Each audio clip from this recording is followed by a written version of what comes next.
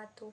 Pertama-tama yang paling utama, marilah kita panjatkan puji syukur kita sanjungkan kehadirat Allah Subhanahu wa taala, karena dengan limpahnya dan karunia-Nya kita diberi kesehatan, keselamatan, dan rezeki. Selawat serta salam semoga tetap tercurahkan kepada junjungan Nabi besar Muhammad SAW, karena beliau menyiarkan agama yang hak, yakni agama Islam, agama yang diridhoi Allah Subhanahu wa taala. Semoga kita sekalian termasuk ke dalam umatnya yang diberkahi. Amin ya robbal alamin. Di sini saya akan ceramah tentang zakat.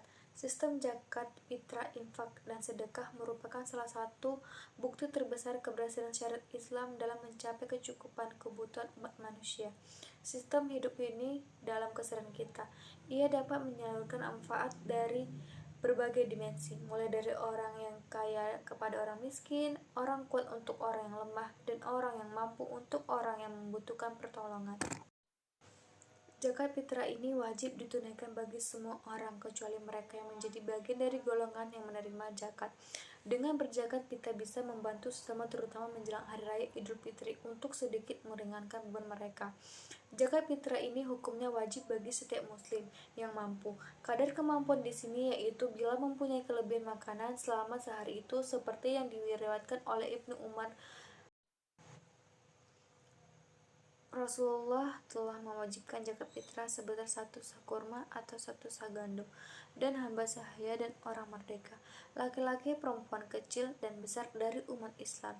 Menurut para ulama, zakat fitrah harus dengan bahan makanan pokok, tidak boleh diganti dengan uang kecuali sangat darurat sekali. Karena pada zaman Rasulullah SAW dan para sahabat tidak ada zakat fitrah yang menggunakan uang. Padahal pada saat itu sudah ada uang, sehingga berzakat dengan makanan pokok lebih utama karena hal tersebut, sebagaimana contoh dari Rasulullah SAW. Mengeluarkan zakat merupakan salah satu sifat orang-orang yang berbakti dan mengagumi surga, sebagaimana firman Allah dalam Al-Quran. Sesungguhnya orang-orang yang bertakwa berada di dalam tanam-tanam atau jannah, dan di mata air sambil mengambil apa yang diberikan kepada mereka oleh Rabb mereka. Sesungguhnya mereka sebelum itu di dunia adalah orang-orang yang berbuat baik.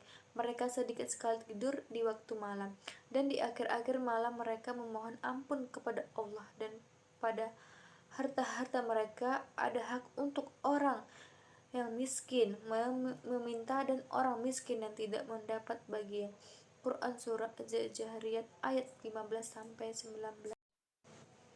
Mengeluarkan zakat adalah salah satu sifat kaum mukmin yang berkah mendapatkan rahmat Allah. Di dalam Al-Quran, Allah berfirman, yang artinya, dan orang-orang yang beriman lelaki dan perempuan, sebagian mereka adalah menjadi penolong sebagian yang lain. Mereka menyuruh mengerjakan yang ma'ruf, mencegah dari yang mungkar, mendirikan sholat, menunaikan zakat, dan mereka taat kepada Allah dan Rasul-Nya. Mereka itu akan diberi rahmat oleh Allah. Quran Surah At-Taubah ayat 71. Allah akan mengembangkan dan menyuruh harta zakat bagi orang yang mengeluarkan zakat, seperti yang sudah dijelaskan oleh Allah Subhanahu wa taala dalam firman-Nya. Allah memusnahkan riba dan menyuburkan sedekah. Quran Surah Al-Baqarah ayat 276. Nah, intinya zakat adalah kewajiban kita kepada Allah untuk membersihkan jiwa kita, tanggung jawab yang mesti dilaksanakan. Kita memohon kepada Allah agar senantiasa membersihkan hati, jiwa, dan pikiran kita dengan senantiasa beramal, bersedekah, berinfak, dan mengeluarkan zakat. Islam bangkit dari luas karena mengajarkan sifat tolong-menolong. Maka dari itu, mari kita bersedekah dan menyalurkan sebagian harta kita untuk mereka yang membutuhkan. Sesungguhnya harta yang kita miliki adalah titipan dari Allah Subhanahu wa taala. Demikianlah ceramah ini saya sampaikan. Apabila ada kekurangan, mohon dimaafkan.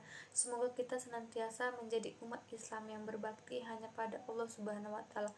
Amin ya rabbal alamin. Wassalamualaikum warahmatullahi wabarakatuh.